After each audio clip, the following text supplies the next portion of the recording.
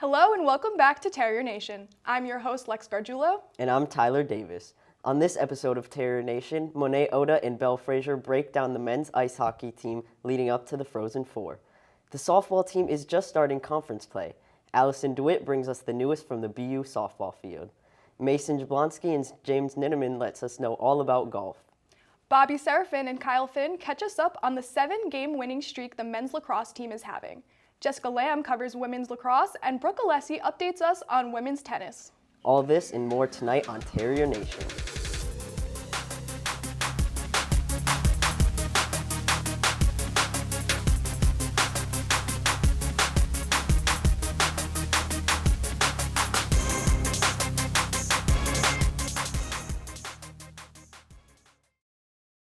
What's up, Terrier Nation? I'm Allison DeWitt, reporting to you from the BU softball field on West Campus. The team has had quite an impressive start to the season, with a record so far of 19-6. After a long month of traveling across the country, the team is hosting their home opener today versus Yale. The team is quite fun to watch, with a very impressive overall record at home of 384, 116, and 1. As the weather gets warmer and we move into the spring season, be sure to check out the BU softball team when you have the chance. Next, let's throw it over to Belle and Monet for the latest on men's ice hockey.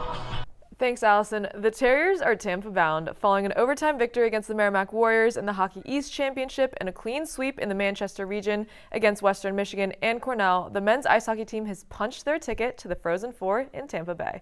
I'm Monet Oda. She's Belle Fraser. Belle, what was the game plan against Western Michigan, and how did BU execute?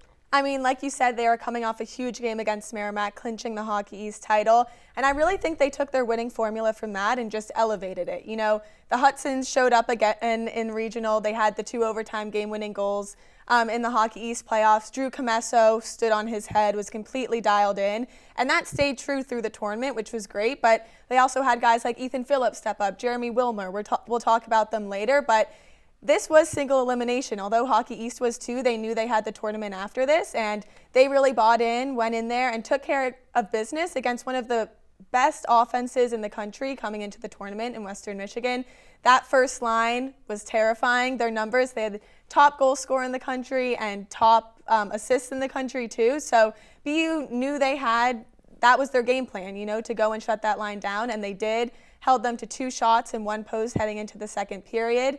And that was huge. It was a very complete effort defensively, and a lot of forwards stepped up, blocking shots and forecheck, back check. You know, it was all the attention to detail, which I'm sure you'll get into too. But on the other hand, they also scored 5 goals. You know, Wilmer Skoog was back from suspension. He had a huge goal that made it 4-1. Ethan Phillips got the empty netter. Lane opened scoring for the tournament, which was almost laughable because you were like, are you kidding? Like, this kid just won the Hockey East Championship for us, and now, you know, he's giving us the lead. But doing what he does, you know? Yeah, Lane Hudson things, right? But overall, BU knew what they needed to do. They went in there, they got to work, and they gave themselves no excuses. You know, shorthanded, on the road, a 2 p.m. game, they didn't care. They had a goal, and they accomplished it. But in terms of defensively, we're kind of saying it's one of their better performances of the year. What worked so well on the back end for them? We saw their forecheck and backcheck were locked in throughout 60 minutes. They had their 4th line of Jamie Armstrong, Devin Kaplan, Sam Stevens matching up against that Broncos first line that you talked about, and they did a fantastic shutdown job. That's a line of hard-nosed players. They have that gritty physical energy that we know them for, and they brought that throughout the entire weekend. And against a dynamic offense, as you mentioned, with players like Max Sasson, they did not falter at all, and they played the way that we know they do. And Lane Hudson said the game plan was getting pucks in deep behind Western Michigan, and they did exactly that. And it seemed like the Terriers had a step on the Broncos throughout the game. They were beating them to pucks. They were entering that zone with possession. If they didn't, they were winning those 50-50 puck battles to get them back. They didn't let being shorthanded in their roster slow them down at all. And there was also a great transition game from the Terriers. In the games that we've seen them falter previously, in that 4-game losing streak that they did go through, which that's behind us. We're on a 9-game win streak now, yeah. Nation's best. But, you know, that was a big point of struggle, was that transition game. They couldn't get those zone entries on lock, and they were losing those puck battles. They were losing possession. We didn't see any of that. I think they were breaking out of the defensive zone, turning them into breakouts into the O zone to create other chances on the end. And, ultimately they won 5-1 with that possession game and moved on to face a very different game or very different team in Cornell on Saturday. So, Belle, what do you think that BU did to adjust? Yeah, I mean, BU was given 2 opponents with completely different systems within 3 days of each other, and were able to adapt to both games and still come out focusing on themselves. Jay Pandolfo kind of preaches it all the time. If we play the right way, no one can beat us. But give him some credit. It's true. Cornell is huge. I don't think a single guy on that roster is below 6 feet. And BU's not particularly big. You look at some of our stars, Dom Fensori, Lane Hudson on the blue line going up against a 6'7" forward. From the outside, you're like, uh-oh, that could be bad. But it didn't intimidate them at all because they know what they have in that room. I think it made them lean into their physical game even more. Guys like Dylan Peterson did it from puck draw. That's kind of a signature to his game. But then you saw smaller guys like Jeremy Wilmer taking hits, giving hits, and I think he used his size to his advantage. You saw it on the Wilmer Skoog goal where he was able to kind of find his slot by the right post and drop it to Skoog because he was able to slot himself between 2 huge Cornell players. But yeah, Cornell was much more tight checking. They're a more structured team. They like to muck it up down low. They make Messo come out of his crease a lot to play the puck, which I thought Messo handled it great. Like we said, he was dialed in. But BU was ultimately the better skaters, more attention to detail, and it was the extra effort plays that really made the difference. You saw it on the Philly goal too, that made it 2-0. And their defensive play against Western Michigan carried over to Cornell. They held them to 14 shots through 60 minutes of play. They gave up only 1 goal with 30 seconds left, and then the shot blocking, we'll talk about Cade Weber, but the sacrifice these guys gave to win that game is what you need to win a national championship, and it's really exciting to have the opportunity to do that. Skoo got his 2nd goal of the weekend in that game. Philly made it 2-0. Thank God. Such an insurance goal after going into the 3rd, only up 1 goal. But other than those guys, a lot of people stepped up this weekend. But who stood out to you, Monet? I want to have a moment of silence for Quinn Hudson's post late in the 2nd period, missing the net for the first time, it seems, this season. But it's all right because we came out with a 2-1 win anyway. Another guy that really stood out to me was Cade Weber, with a key defenseman out on the blue line in Case McCarthy and another in Dom Fensori playing banged up, as we know. Cade Weber's been given a huge task, and he's really stepped up and delivered in every way throughout the Hockey East tournament, throughout regionals, and everyone says it, that kid eats pucks. That's exactly what he did. We know him for it. We love him for it. He sacrificed the body. He's been a pillar on the blue line, and he was huge throughout the Manchester weekend. What about you, Belle?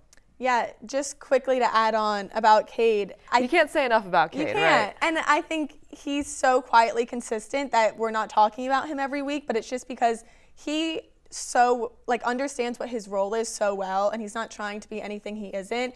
And that has helped the Terriers so much.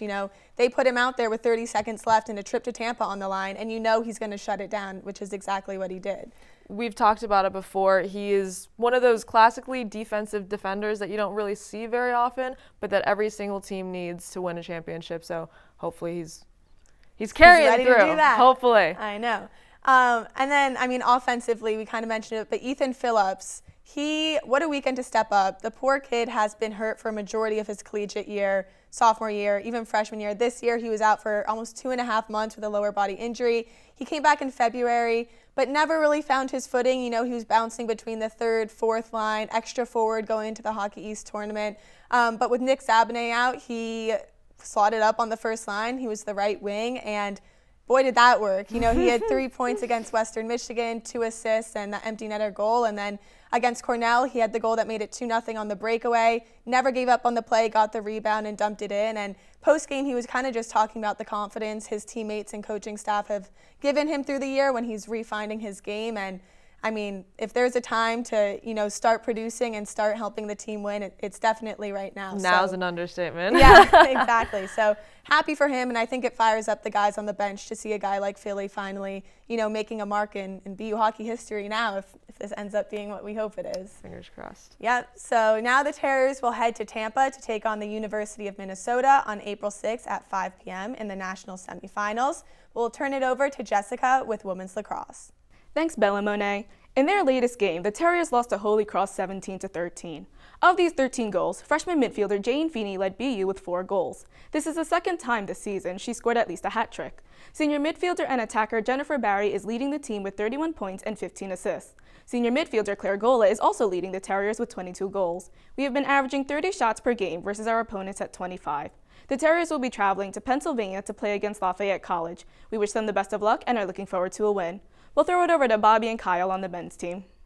Thanks, Jessica. Since BU outlasted Bryant University in a thrilling overtime win in the middle of February, the Terriers are hot and are not looking to stop. Currently on a 7-game winning streak, the Terriers are undefeated at home and have pulled out close wins against key Patriot League conference opponents on the road.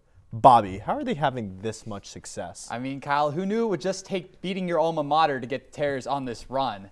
They have a positive goal differential of 33 with 118 goals scored on the season.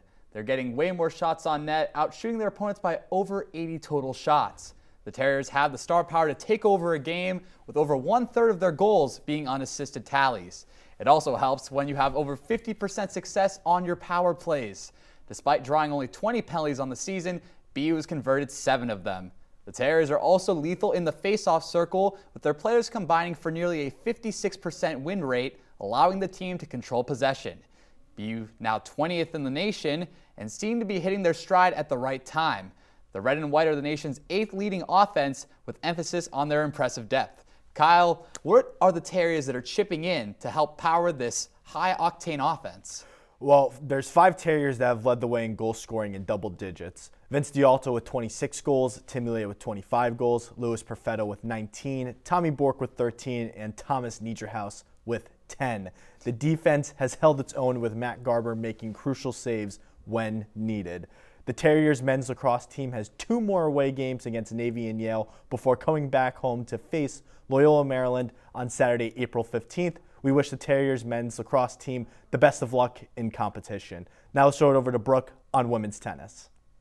Thanks, Bobby and Kyle. The women's tennis team defeated Yale 5-2 and swept UConn 7-0. Having surrendered number 6 singles and number 3 doubles as Yale was unable to provide a full team, the day began with the Lady Terriers up 2-0. The Bulldogs grabbed points in the number 1 and number 2 single spots. However, junior Victoria Carlston, freshman Emily Zhao, and junior Caitlin Tan were able to seal the deal for BU. The Terriers continued their domination of Connecticut by sweeping UConn in Stores. All courts won in straight sets except number 6 singles, who defeated her opponent in a super tiebreaker. The Lady Terriers go on to play Army West Point April 8th at Winchester. We wish the women's tennis team the best of luck with the rest of their season.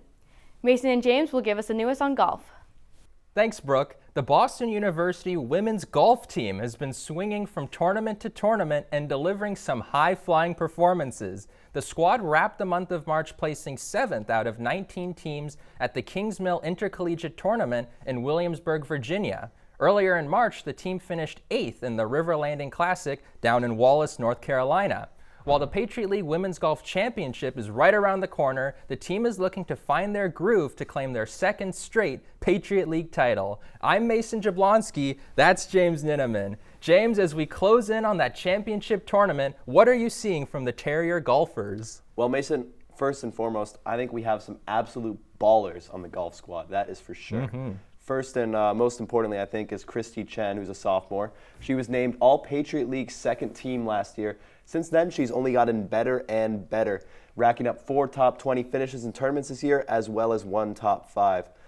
She's averaging a cool 74 strokes per 18 holes, which is currently the lowest on the team. Now, just as a reminder for all you wannabe golfers out there, having a low score is actually a good thing. You don't want to be outstroking your opponents out there. I actually have trouble with that myself sometimes, out on the good old mini golf course with the boys, you know? Yep. Anyways, back to Christy Chen. 2 years ago, Chen won the HSBC China Junior Golf Open, which is honestly just an incredible feat. Chen is a remarkable talent, no ifs, ands, or puts about it. Yeah, definitely, James. Chen has been elite on the golf course, and you can tell golf just runs through her blood. She's joined on the fairway by Alice Fawn, who has delivered a terrific senior campaign. Fawn is averaging 77 strokes with 2 top 10 finishes under her belt this season. Fawn has also collected some hardware of her own throughout her career. She earned the All-Patriot League first team nod as a sophomore in 2021 and she has been named to the Patriot League Academic Honor Roll for 3 years straight. At this point, Fawn's dedication in the classroom and on the turf is just par for the course. Plus, Fawn was voted an All-American Scholar by the Women's Golf Coaches Administration in 2021 and 2022. 5 Terriers placed in the top 50 at the Kingsmill Intercollegiate. The team shot a .313 in the first round and a .312 in both the second and the third. That placed them 2 strokes ahead of the hosts, William and Mary, and 5 behind the 6th place St. John's. Yeah, meanwhile, freshman Annika Manjunath and senior Kristen Minju Kim both shot a total .237 in the tournament, and Manjunath birdied 5 of the first 11 holes in the final round. Well, that's the women covered. How are the men doing, James? Well, you know, Mason, your guess is honestly as good as mine. Looks like, I think they placed, what was it, 3rd in their most recent tournament, but that was all the way back in 2007, so I guess they've had a long layover, to say the least. Yeah, well, we're waiting. In the meantime, James, I'd like to introduce you to the magic golf balls. Each ball bears a symbol, which I'm told is called an emoji. Now, James, let's try a little trick here. I want you to close your eyes and pick one of those golf balls. The emoji on the ball will correspond to just how well our golfers will perform in their next tournament. All right. Pick a ball. Any ball? Any ball. Go for it, James. Okay, all right. Let's see. Pick one you like. Pick one you like. Eyes closed. I lost the balls. Where the balls? Yep. There you go. There you go. Let's see. Oh, boy. You know what? Let's call that one a mulligan, James. Do-over? Yeah, let's do a do-over. Do-over, okay. Yeah, there you go. Ditch that one. Go for another ball, James. Okay, any other ball? Okay, Yeah. How about There you go. maybe this one? No. Yeah. This one. There you go. Let's see. Ooh, I like this one. Uh, This is my kind of ball right here. Oh, yeah. my kind of ball, Oh, I like it. I like Yep. it. A little winky This one, face. yeah. Well, James, I think that's a good sign. It looks like the Terriers will put on quite a show at their next tournament. Quite a show, folks. Hole in one. Mason. Oh, yeah. Well, that sinks it for us on women's golf. The Terriers will play in the Harvard Invitational on April 8th and 9th at the Oaks Club in Osprey, Florida. Then the title match won't be long after. The Patriot League Women's Golf Championship will be held in Midlothian, Virginia from April 19th to April 21st. We wish our Terrier golfers the best of luck on their journey to the championship tournament. Back to you, Lex and Tyler. And that's all we have time for tonight on Terrier Nation. Be sure to follow us on Instagram and Twitter for the latest Terrier sports updates at Terrier Nation 10. I'm Tyler Davis. And I'm Lex Gargiulo. From all of us here at Terrier Nation, thank you for joining, and we'll see you next time.